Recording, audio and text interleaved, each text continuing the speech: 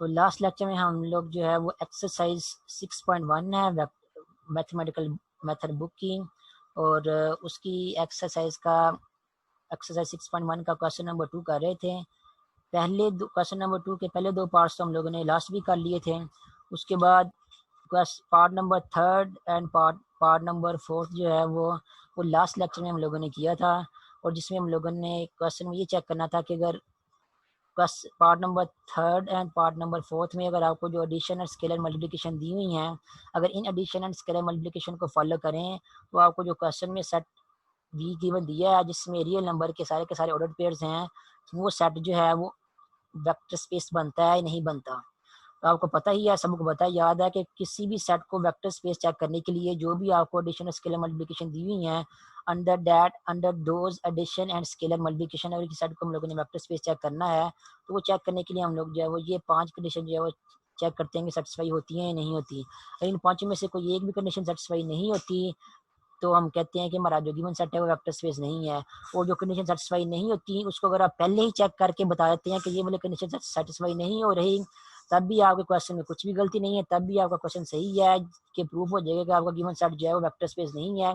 ये जरूरी नहीं होता कि जब भी आपने चेक करना हो कि वेक्टर स्पेस है या नहीं तो हमेशा सबसे पहले पहली कंडीशन चेक करें, फिर दूसरी चेक करें। आपकी मर्जी है चाहे तो सबसे पहले 5वीं कंडीशन चेक करें, या सबसे पहले तीसरी कंडीशन चेक करें, फिर चौथी चेक करें। करनी पांचों की पांचों ही चेक होती हैं। अगर पांचों की पांचों सेटिस्फाई हो जाती हैं कंडीशंस तो वेक्टर स्पेस है। अगर चेक करते हो अगर कहीं भी पहली दूसरी या तीसरी कोई भी कंडीशन आपको पता चलता है कि ये सेटिस्फाई नहीं हो रही, तो वहीं पे जो है स्टॉप कर जाना है, वहीं पे बता देना है कि सर आपका सिर्फ ना ये 5वीं कंडीशन थोड़ा कुछ सिर्फ बता दे वो 5वीं सर। कंडीशन जो है अभी क्वेश्चन नंबर 2 के 4th पार्ट में यूज हो रही है, उसके बारे में तो वहां पे फिर मैं आपको बता दूंगा।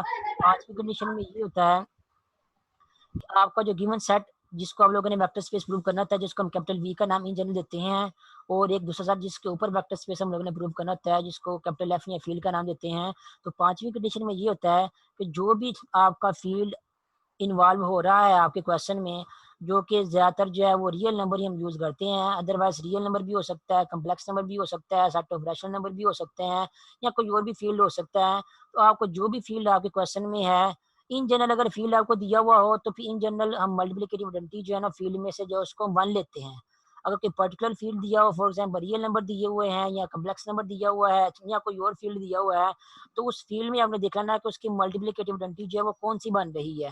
फॉर एग्जाम्पल रियल नंबर में आपको तो पता ही है मल्टीप्लिकेटिव आइडेंटिटी 1 बनती है, कम्प्लेक्स नंबर में भी 1 प्लस 0 अयोटा वो 1 ही होता है। रैशनल नंबर में भी 1 प्लस रैशनल नंबर में भी 1 ओवर 1 जो है मीन्स के 1 1 ही होती है आपकी मल्टीप्लिकेटिव आइडेंटिटी। लेकिन अगर आपका फील्ड जो है कोई मैट्रिसेस का कोई सेट दिया हुआ है जिसमें जो है जो कि फील्ड बना रहा है, अगर वो वाला सेट अगर आपको फील्ड दिया हुआ है, तो आपको पता है मैट्रिसेस में जो मल्टीप्लिकेटिव आइडेंटिटी होती है वो ये रियल नंबर वाला 1 नहीं होता, बल्कि कोई ना कोई मैट्रिक्स होता है। और मैट्रिक्स कौन सा होता है, वो अगर 2x2 के मैट्रिसेस इन्वॉल्व हो रहे हैं तो ये वाला जो मैट्रिक्स है, ये वाला मैट्रिक्स क्या होगा, 2x2 के मैट्रिसेस वाला अगर आपको कोई फील्ड दिया हुआ है तो ठीक है।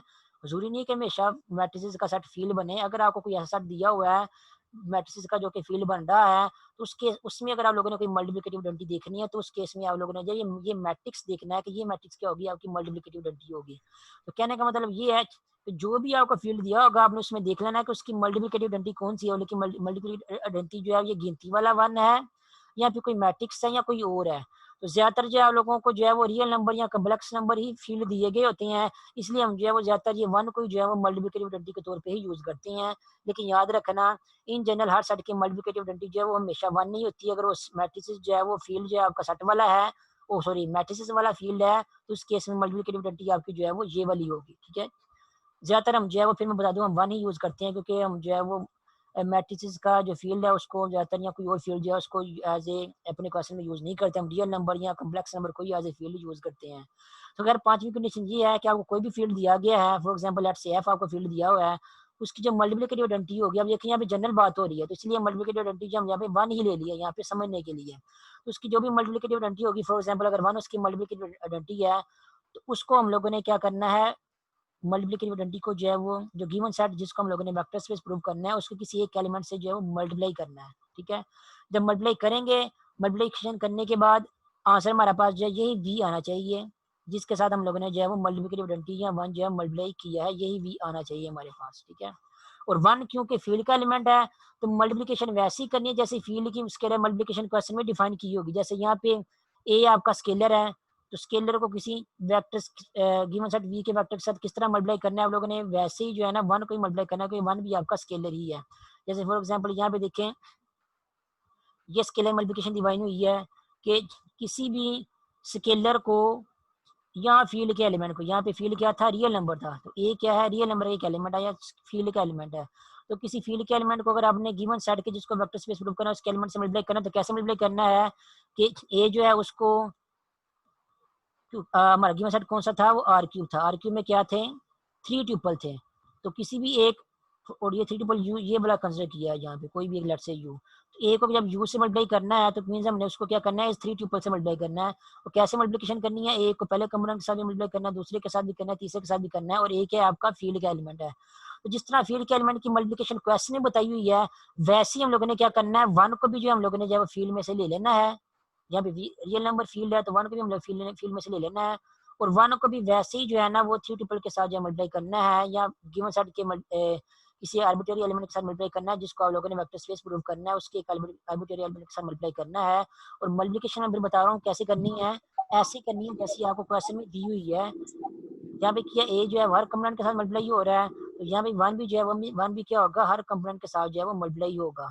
तो जिस तरह की स्केलर मल्टीप्लिकेशन आपको क्वेश्चन में दी हुई है वैसी स्केलर मल्टीप्लिकेशन आप लोगों ने फॉलो करनी है। और वैसी स्केलर मल्टीप्लिकेशन करते हुए यानी कि 1 को वैसे ही मल्टीप्लाई करते हुए आप लोगों ने आंसर अपना निकालना है कि आंसर आपका क्या आता है। तो आंसर अगर आपका वही आ रहा है जिसके साथ वन को हम लोगों ने मल्टीप्लाई किया है तो फिर आपकी वेक्टर स्पेस की 5वीं कंडीशन सेटिस्फाई होगी। अगर वही नहीं आ रहा जिसके साथ हम लोगों ने 1 को मल्टीप्लाई किया है तो फिर क्या होगा, वेक्टर स्पेस की 5वीं कंडीशन जो है वो सेटिस्फाई नहीं होगी। तो ये वाली वेक्टर स्पेस की 5वीं कंडीशन है, यहाँ पे जिसमें अपना चेक करना होता है कि 1 को गिवन सेट के जिस भी एलिमेंट से मल्टीप्लाई करेंगे तो आपने जो क्वेश्चन में जो एडिशन और स्केलर मल्टीप्लिकेशन डिफाइन की हुई है उसको फॉलो करते हुए अगर आपका वही वी ही आ रहा है जिसके साथ हम लोगों ने 1 को मल्टीप्लाई किया हुआ है तब हम कहेंगे कि वेक्टर स्पेस की 5वीं कंडीशन जो सेटिस्फाई नहीं हो रही है। अगर वही वी नहीं आएगा, कुछ और आंसर आएगा, इसका मतलब 5वीं कंडीशन जो है सेटिस्फाई नहीं हो रही। तो खैर वेक्टर स्पेस चेक करना हो तो 5 कंडीशन जो है हम लोगों ने चेक करनी थी प्रूफ होनी चाहिए। अगर वेक्टर स्पेस नहीं है तो कोई एक भी कंडीशन अगर आप सबसे पहले चेक कर लेते हो कि ये वाली कंडीशन जो है सेटिस्फाई नहीं हो रही तो आप जो है वहीं पे आपका क्वेश्चन जो सॉल्व हो जाएगा कि हमारा गिवन सेट जो है वो क्या होगा, वेक्टर स्पेस नहीं होगा। अब क्वेश्चन नंबर एक्सरसाइज 6.1 का जो क्वेश्चन नंबर 2 है उसके पहले 2 पार्ट तो कर लिए थे। तीसरे पार्ट में जो एडिशन स्केलर मल्टीप्लिकेशन दी वो ये वाली है, ये हम लोग लास्ट लेक्चर में कर चुके हैं क्वेश्चन। कि वो कह रहे हैं कि जो आपका सेट वी है जिसमें क्या है सारे के सारे ऑर्डर पेयर हैं, उन ऑर्डर पेयर को जब आप लोगों ने आपस में ऐड करना है तो ऐड कैसे करना है, ऐड इस तरह करना है कि कोरेस्पॉन्डिंग कंपोनेंट्स को आपस में ऐड कर लेना है, पहले को पहले में कर लेना है, दूसरे को दूसरे कंपोनेंट में ऐड कर देना है। और जो स्केलर मल्टीप्लिकेशन दी हुई है वो स्केलर मल्टीप्लिकेशन जो है वो कह रहा है कि इस तरह करनी है। ठीक है, कि जब भी कोई स्केलर जो है वो किसी और पेयर से मल्टीप्लाई होगा तो आपने आंसर कैसे लिखना है, जो स्केलर मल्टीप्लाई हो रहा है उसका स्केयर इनटू फर्स्ट कंपोनेंट, फिर कॉमा जो स्केलर मल्टीप्लाई हो रहा है उसका again square into second component. तो इस तरह आप लोगों ने जो है वो स्केलर मल्टीप्लिकेशन का आंसर लिखना है। अब कह रहा है कि इस एडिशन और स्केलर मल्टीप्लिकेशन को फॉलो करें, बताएं हमारा जो गिवन सेट वी है वो वेक्टर स्पेस बनता है नहीं बनता। जब अपनी एडिशन और स्केलर मल्टीप्लिकेशन अगर आप गौर से देखें जो क्वेश्चन आपको दी हुई है तो चेंजिंग उसने किसमें की हुई है, ये वाली एडिशन और स्केलर मल्टीप्लिकेशन तो वही है जो हम लोगों ने एग्जाम्पल में भी की थी, एग्जाम्पल नंबर 3 में भी फॉलो की थी और हमारा गिवन सेट जो वेक्टर स्पेस बन गया था। लेकिन उसने स्केलर मल्टीप्लिकेशन में चेंजिंग की हुई है, यहाँ पे उसने जो है वो के की बजाय के स्केयर लिखा हुआ है। ठीक है, इसको फॉलो करके हम चेक करेंगे वेक्टर स्पेस बनता है नहीं बनता। तो चेंजिंग जिसमें की हुई है सबसे पहले चेक करेंगे कि वेक्टर स्पेस की वो वाली कंडीशन या प्रॉपर्टी जो है वो चेक करें जिसमें स्केलर मल्टीप्लिकेशन जो इन्वॉल्व हो रही है, क्योंकि जो क्वेश्चन में स्केलर मल्टीप्लिकेशन की हुई है उसमें चेंजिंग की हुई है तो ज्यादा चांसेस यही है कि आपकी वेक्टर स्पेस की वो वाली प्रॉपर्टी जो सेटिस्फाई ना हो जिसमें स्केलर मल्टीप्लिकेशन जो है इन्वॉल्व हो रही है। तो वेक्टर स्पेस की हम कौन सी प्रॉपर्टी जिनमें स्केलर मल्टीप्लिकेशन इन्वॉल्व हो रही है वो आप देख सकते हैं, वो प्रॉपर्टी जो है वो 2 भी है, 3 भी है और 4 भी है। तो हम जो है वो क्या करेंगे, हम जो प्रॉपर्टी 3 है ये वाली जिसमें 2 स्केलर्स के एडिशन का एडिशन जो है वो as a scalar multiply use हो रहा है वी के साथ, यानी कि ए प्लस बी ए और बी 2 स्केलर है, उनका सम जो है वो गिवन सेट के किसी एक एलिमेंट से मल्टीप्लाई हो रहा है और हम लोगों ने चेक करना है दोनों के आंसर जब सेपरेट हो जाते हैं नहीं। ये जो वेक्टर स्पेस की तीसरी कंडीशन है इसमें स्केलर मल्टीप्लिकेशन जो है इन्वॉल्व हो रही है, हम ये चेक करेंगे कि ये वाली कंडीशन जो है सेटिस्फाई होती है या नहीं होती। तो आपको याद हो कि लास्ट लेक्चर में हम इसका जो है चेक कर चुके हैं। ये सोल्यूशन अगर आप देखें तो ये है वेक्टर स्पेस की तीसरी कंडीशन, जिसको हमने चेक करना है कि वो दोनों आपस में ये कंडीशन जो सेटिस्फाई होती है नहीं होती। सेटिस्फाई होने के लिए हम क्या करेंगे, सबसे पहले हम जो है वो इसकी जो लेफ्ट हैंड साइड है उसको लेके चलेंगे। लेफ्ट हैंड साइड में क्या है, ए और बी जो है वो आपस में ऐड हो रहे हैं, और यू वन जो है वो एक गिवन सेट के जिसको हम लोगों ने वेक्टर स्पेस प्रूव करना था, उसका कोई एक एलिमेंट या वो क्या हो रहा है साथ में मल्टीप्लाई हो रहा है। तो यहाँ पे जो है ना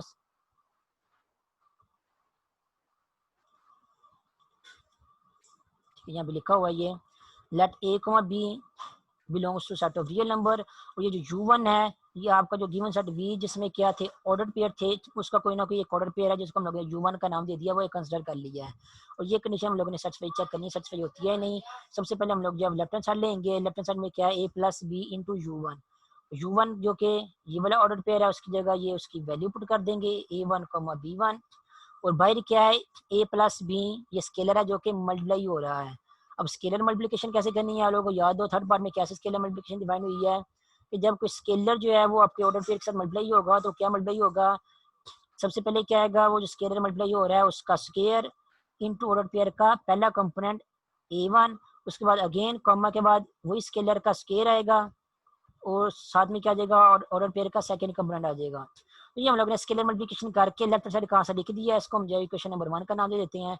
उसके बाद जो आपकी जो राइट हैंड साइड है उसका आंसर लिखेंगे। राइट हैंड साइड कौन सी है, राइट हैंड साइड जो है वो ये वाली है। अब इसका आंसर लिखेंगे, ये राइट हैंड साइड जो है ये लिख लिया यहाँ पे u1 और ये u1 के ऑर्डर पेयर्स हैं उनकी वैल्यू पुट कर देंगे a1 b1, और अगेन a1 b1 ये u1 की वैल्यू पुट कर दी जो कि ऑर्डर पेयर है।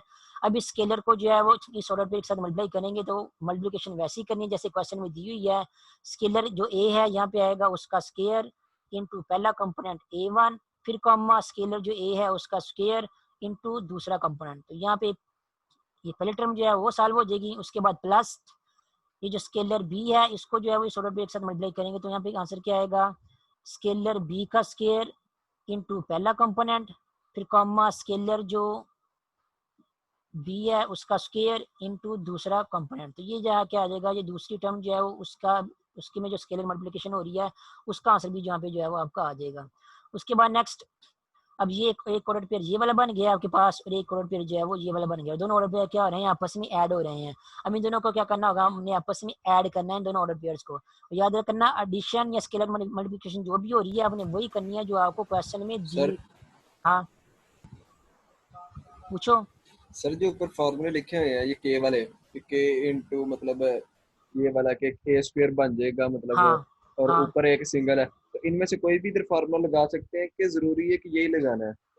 नहीं, आपने क्वेश्चन को फॉलो करना है ना। क्वेश्चन में देखो, क्वेश्चन आपके पास कौन सा है, क्वेश्चन नंबर 2 का थर्ड पार्ट। फिलहाल आप जो है क्वेश्चन नंबर 2 का थर्ड पार्ट कर रहे हो, कौन सा, ये वाला नजर आ रहा होगा स्क्रीन पे, ठीक है।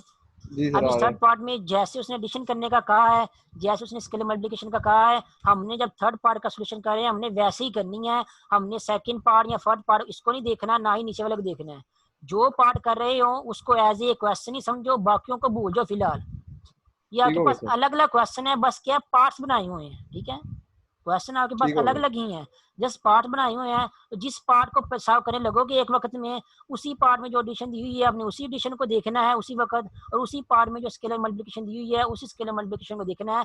बाकियों को फिलहाल पार्ट्स को जो है भूल जाना है। जब वो वाला पार्ट हो जाएगा फिर अगले क्वेश्चन की तरफ जाओगे, फिर उसके पार्ट को आपने देखना है। तो ये अलग अलग क्वेश्चन है, आपने अलग अलग ही इनको सॉल्व करना है। इसलिए मैं कह रहा हूँ बार बार कि आपको क्वेश्चन में जो एडिशन और स्केलर मल्टीप्लिकेशन दी हुई है आपने उसी को ही फॉलो करना है। अब कहाँ तक हम पहुंच गए हैं, स्केलर मल्टीप्लिकेशन, इसको जब इसके साथ मल्टीप्लाई किया तो देखो ए स्केयर इंटू a1 कमा ए स्केयर इंटू b1 आ रहा है यहाँ पे। क्यों आ लिखा मैंने यहाँ पे, क्योंकि जो हम दो तीसरा पार्ट कर रहे हैं इस तीसरे पार्ट में देखो उसने स्केलर मल्टीप्लिकेशन कैसे बताई हुई है, इस तरह बताई हुई है कि जब कोई के जो है वो किसी और पेयर से मल्टीप्लाई होगा तो आंसर क्या आएगा, जो मल्टीप्लाई कर रहे हैं स्केलर उसका स्केयर आएगा, और साथ में ये जो ए पहला कंपोनेंट है वो लिख देंगे, वो लिख दिया। उस तरह कॉमा के बाद क्या कह रहा है, ये जो के मल्टीप्लाई हो रहा है उसका स्केयर फिर आएगा कॉमे के बाद, ये आपके पास जो ऑर्डर पे का दूसरा कंपोनेंट था वो साथ में यहाँ पे लिख देंगे। तो थर्ड पार्ट में जिस तरह उसने कहा कि स्केलर मल्टीप्लिकेशन करनी है, सॉल्यूशन में भी उसी स्केलर मल्टीप्लिकेशन को जो है वो फॉलो करेंगे, और फॉलो करते हुए जो है ना यहाँ पे ये वाला आंसर लिखेंगे जो आपको स्क्रीन पे लिखा हुआ नजर आ रहा होगा। तो ये जो दूसरी टर्म में इसमें भी स्केलर मल्टीप्लिकेशन किया और इस तरह हमने आंसर लिख लिया है। अब जब आंसर लिख लिया यहाँ पे, तब आपके पास जो है दो ऑर्डर पेयर बने हैं जो कि आपस में ऐड हो रहे हैं, ठीक है। अब ऑर्डर पेयर की एडिशन की बात हो रही है, तो ऑर्डर पेयर की एडिशन भी बिल्कुल वैसी ही करनी है जैसे आपके क्वेश्चन के थर्ड पार्ट में दी हुई है। वो क्या दी हुई है कि कोरेस्पॉन्डिंग कंपोनेंट्स को आपस में ऐड करना है। तब हम जो है सोल्यूशन में भी इसी जो है वे को फॉलो करेंगे, एडिशन को फॉलो करेंगे कि हम भी जो है वो कोरेस्पॉन्डिंग कंपोनेंट्स को आपस में ऐड करेंगे। तो यहाँ पे कोरेस्पॉन्डिंग कंपोनेंट्स का क्या मतलब है कि ये जो पहला कंपोनेंट है a square into A one, ये B square into A one में ऐड हो जाएगा। तो यहाँ पे आपके पास जो है वो ये चीज बन जाएगी। उसके बाद कॉमा, फिर उसके बाद ये जो दूसरा कंपोनेंट है a square into B one, ये इसके दूसरे component b square into B one में ऐड होगा और आपके पास ये जो है वो दूसरी जो है वो कंपोनेंट की दूसरी टर्म जो है वो बन जाएगी। तो दूसरा कंपोनेंट जो है वो बन जाएगा। तो ओवरऑल क्या होगा कि इन दोनों ऑर्डर पेयर को जब हम आपस में ऐड करेंगे, तो ऐड करने के बाद जब हम एडिशन को फॉलो करेंगे जो आपके क्वेश्चन में दी हुई है, तो ऐड करने के बाद आपके पास एक ये नया ऑर्डर पेयर जो है वो बन जाएगा, ठीक है। ये याद रखो, एक ऑर्डर पेयर बन गया। अब दो ऑर्डर पेयर को हम लोगों ने ऐड किया, ये दो ऑर्डर पेयर को हम लोगों ने ऐड किया है। जब ऐड किया तो ऐड करने के बाद एक जो है वो नया ऑर्डर पेयर बन गया जो कि ये वाला है। अब इस ऑर्डर पेयर में देखो, इस ऑर्डर पेयर में क्या आ रही ठीक हो है, गया सर। दो टर्म्स आ रही हैं, ठीक है। ऑर्डर पेयर में दो टर्म्स आती हैं, जाहिर बात है एक पहली टर्म होती है और कॉमा के बाद दूसरी टर्म होती है। ये जो कॉमा से पहले वाली टर्म है, ये वाली सारी की सारी, इसमें देखो दोनों टर्म्स, ये जो टर्म है इसमें जो है दो टर्म्स आपस में ऐड हो रही हैं, ठीक है। कॉमा से जो पहले जो कुछ भी लिखा हुआ है ऑर्डर पेयर की पहले टर्म है, ठीक है। उस पहले टर्म में जो है वो दो टर्म्स आपस में ऐड हो रही हैं, A square into A one plus B square into A one. तो दोनों टर्म्स में क्या आ रहा है, ए स्केयर कॉमन आ रहा है। तो हम क्या करेंगे, ऑर्डर पेयर की पहला जो कंपोनेंट है उसमें जो दो टर्म्स आ रही हैं उनमें क्या करेंगे, ए वन जो है वो कॉमन ले लेंगे और बाकी क्या बचेगा आपका A square plus B square into A one. ये ऑर्डर पेयर का पहला कंपोनेंट ही है। जैसे हमने क्या किया है, ऑर्डर पेयर का जो पहला कंपोनेंट है उसमें जो ए वन कॉमन आ रहा था वो जस्ट ए वन कॉमन लिख लिया है, ठीक है। अब उस तरह इस ऑर्डर पेयर का जो कॉमा के बाद जो है वो दूसरा कंपोनेंट देखो, दूसरा कंपोनेंट आपके पास ये वाला है, ठीक है। इस दूसरे कंपोनेंट में देखो तो दूसरे कंपोनेंट में जो दो टर्म्स आपस में ऐड हो रही हैं वो क्या, उनमें भी जो है बी वन जो है वो कॉमन आ रहा है। तो दूसरे कंपोनेंट में हम बी वन जो है वो कॉमन लेंगे। बी वन कॉमन लेने के बाद आपके पास जो है ये वाली टर्म जो है बन जाएगी A square plus B square into B one, ठीक है। तो अब आपके पास जो है वो जो राइट हैंड साइड है उसका आंसर जो है वो ये वाला आ गया। ये वाली लेफ्ट हैंड साइड का आंसर था, इसको हम लोगों ने इक्वेशन नंबर वन का नाम दिया था। और जो राइट हैंड साइड है उसका आंसर जो हम लोगों ने निकाला है उसको हम लोगों ने जो है इक्वेशन नंबर टू का नाम दे दिया है। अब अपनी इक्वेशन नंबर वन और इक्वेशन नंबर टू के आंसर को मैच करो। इक्वेशन नंबर वन का जो आंसर आ रहा है उसमें क्या आ रहा है, A plus B whole square into A one, ठीक है। और जो इक्वेशन नंबर टू का पहले कंपोनेंट का आंसर आ रहा है वो आ रहा है A square plus B square into A one. और यहाँ पे भी इक्वेशन नंबर वन है उसकी दूसरी टर्म का कंपोनेंट का आंसर क्या आ रहा है, A plus B whole square into B one. और यहाँ पे दूसरे कंपोनेंट का आंसर क्या आ रहा है, A square plus B square into B one. तो यहाँ पे क्या आ रहा है, होल स्क्वायर आ रहा है और यहाँ पे ए स्क्वायर प्लस बी स्क्वायर आ रहा है। और आपको पता है, आपको फार्मूला पता है कि ए प्लस बी, इसका जो होल स्क्वायर है वो ए स्क्वायर और प्लस बी स्क्वायर के इक्वल जो है वो नहीं होता। क्यों नहीं होता, क्योंकि A square plus B, A plus B whole square जो है वो किसके इक्वल होता है, A square plus B square plus two A B, ये इसके इक्वल होता है, ठीक है। तो क्योंकि अब ए प्लस बी होल स्क्वायर ए स्क्वायर प्लस बी स्क्वायर के इक्वल जो है वो नहीं है, इसलिए क्या होगा, ये वाले जो कंपोनेंट आ रहे हैं यहाँ पे A plus B whole square into A one, और यहाँ पे जो कंपोनेंट आ रहा है A square plus B square into A one, ये क्या होंगे, आपस में इक्वल नहीं होंगे। तो दूसरे लफ्ज में कहने का मतलब ये होगा कि ये वाला जो आंसर आ रहा है लेफ्ट हैंड साइड का और ये वाला जो आंसर आ रहा है राइट हैंड साइड का, ये दोनों क्या होंगे, आपस में इक्वल नहीं होंगे। अब अगर ये दोनों आपस में इक्वल नहीं है तो इनकी जो लेफ्ट हैंड साइड है, ये वाली लेफ्ट हैंड साइड इसकी और ये वाली लेफ्ट हैंड ये इसकी जो है ये भी क्या होगी, आपस में इक्वल जो है वो नहीं होगी। जब ये भी आपस में इक्वल नहीं होगी तो ये वाली कंडीशन जो है, जो इक्वल होने वाली थी कंडीशन, ये वाली कंडीशन जो है सेटिस्फाई नहीं होगी। इसका मतलब क्या होगा कि as condition is not satisfy, जो आपका जो सेट गिवन आपको दिया हुआ है वो क्या होगा, वेक्टर स्पेस नहीं होगा। Over R under the addition and scalar multiplication, जो आपको क्वेश्चन नंबर टू के थर्ड पार्ट में जो है वो दी हुई थी, under those addition and scalar multiplication, आपका जो गिवन सेट वी जो है वो क्या होगा, वेक्टर स्पेस नहीं होगा। ये तो था क्वेश्चन नंबर टू का थर्ड पार्ट। और क्वेश्चन नंबर टू का जो फोर्थ पार्ट जो हम लोगों ने लास्ट लेक्चर में किया था वो ये था कि अब उसमें कहता है कि जब आप लोगों ने दो ऑर्डर पेयर्स को आपस में ऐड करना है तो इस तरह ऐड करना है, ये वैसे ही लिखा हुआ है जैसे थर्ड पार्ट में ही था, लेकिन स्केलर मल्टीप्लिकेशन उसने जो है वो थर्ड फोर्थ पार्ट में चेंज कर दी है। स्केलर मल्टीप्लिकेशन का आंसर क्या कहता है, आप लोगों ने कैसे लिखना है, ऐसे लिखना है कि जब भी कोई स्केलर किसी ऑर्डर पेयर के साथ मल्टीप्लाई होगा तो उसका आंसर आप लोगों ने क्या लिखना है, जब भी कोई स्केलर जो है वो किसी ऑर्डर पेयर के साथ मल्टीप्लाई होगा तो आंसर क्या लिखना है, वही स्केलर इनटू ऑर्डर पेयर का पहला कंपोनेंट, वही स्केलर इनटू ऑर्डर पेयर का पहला कंपोनेंट, और दूसरे कंपोनेंट की जगह आप लोगों ने हमेशा जीरो लिखना है। यहाँ पे जीरो लिखा हुआ इसका मतलब क्या है, हमेशा जीरो लिखना है। ये जनरल आपको स्केलर मल्टीप्लिकेशन बताई हुई है।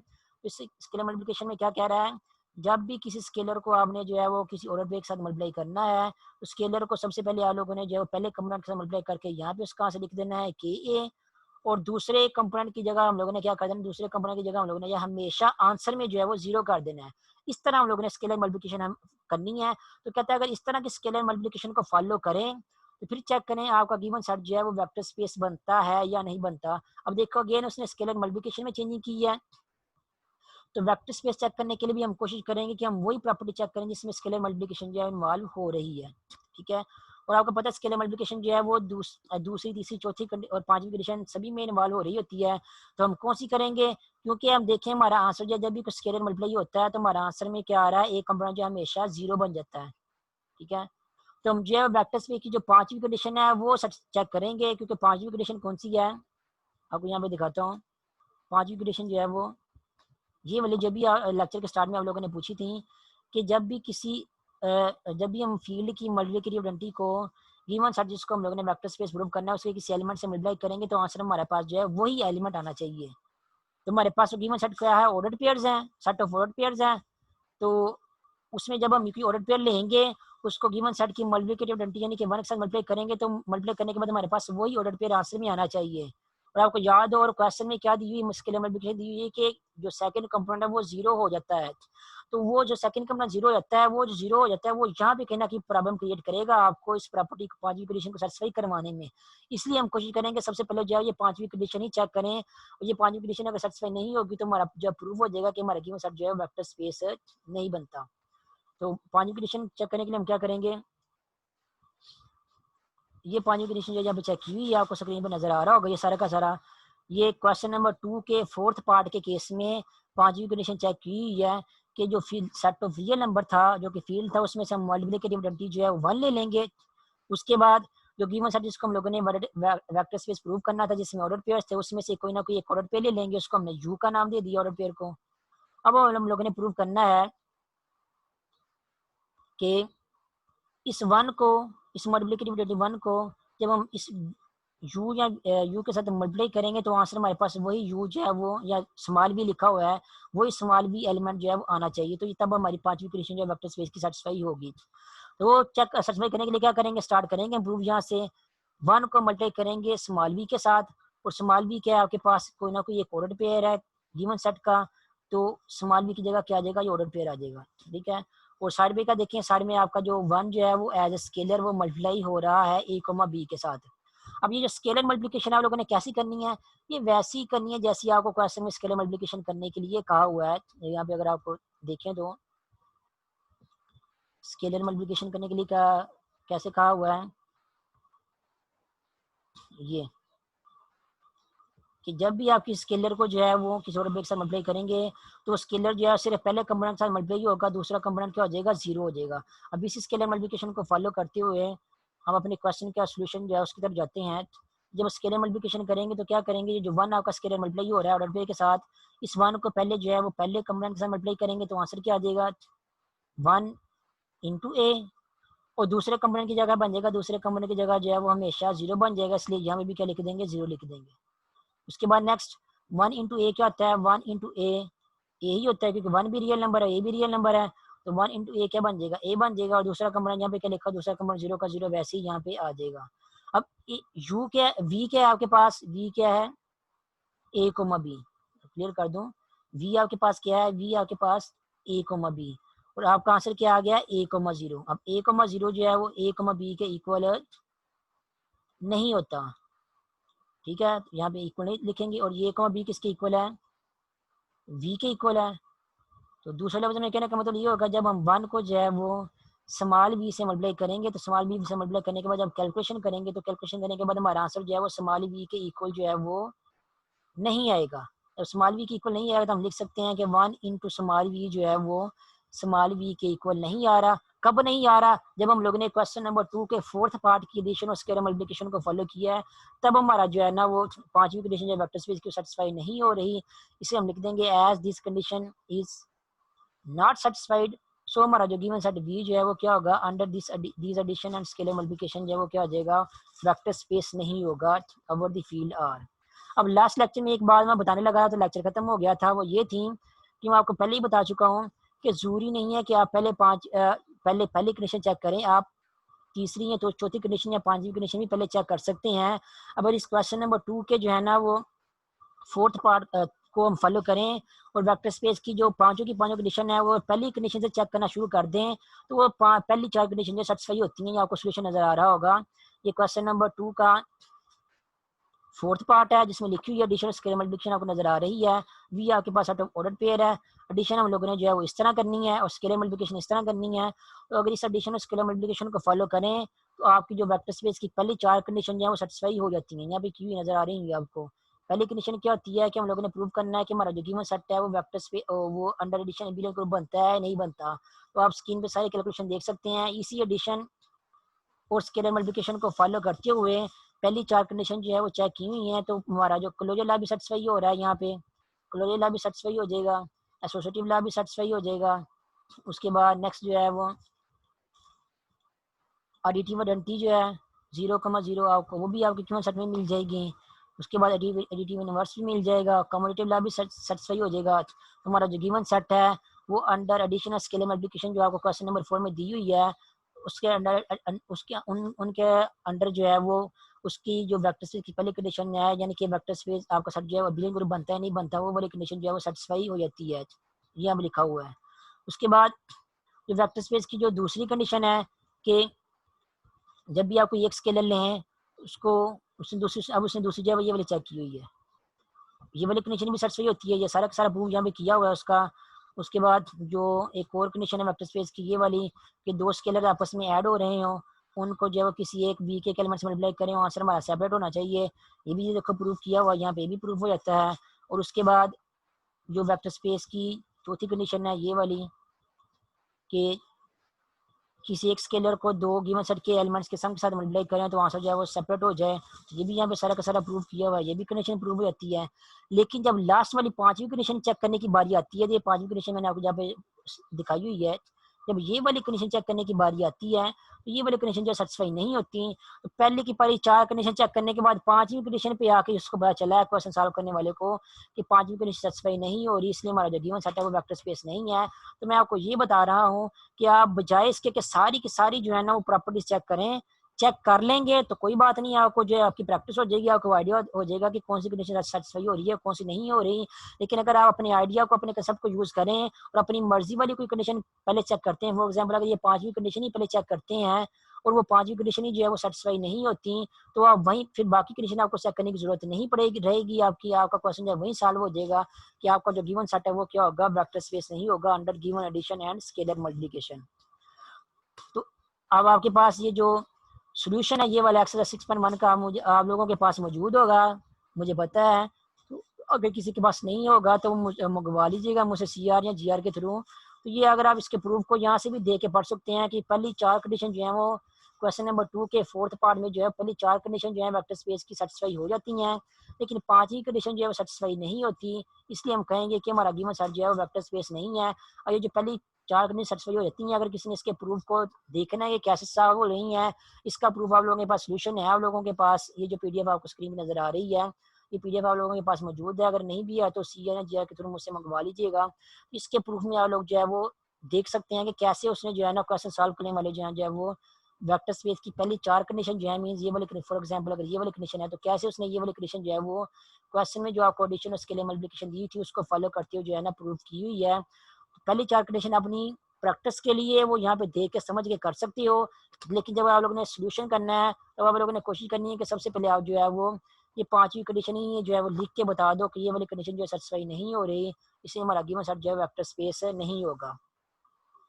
तो ये तो था प्रीवियस लेक्चर ही जो कि लास्ट वीक हम लोगों ने जो है वो पढ़ रहे थे कि क्वेश्चन नंबर 2 के ये लास्ट 2 पार्ट जो थे, part number 3 and part number 4 जो है वो हम लोग उसका सोल्यूशन कर रहे थे। उसके बाद नेक्स्ट जो हम लोगों ने टॉपिक पढ़ना है वो है सब स्पेसिस का। फिलहाल हम टॉपिक कौन सा पढ़ रहे हैं, वेक्टर स्पेस का। उसके बाद नेक्स्ट जो हम लोगों ने टॉपिक पढ़ना है वो ये वाला है सब स्पेसिस का। ये वाला टॉपिक आपको स्क्रीन में नजर आ रहा होगा कि सब स्पेसिस क्या होती हैं। ठीक है, टाइम अब फिलहाल अभी इतना नहीं है, 2 मिनट रह गए हैं तकरीबन। तो नेक्स्ट ये जो टॉपिक है ये फिर नेक्स्ट लेक्चर में ही स्टार्ट करेंगे।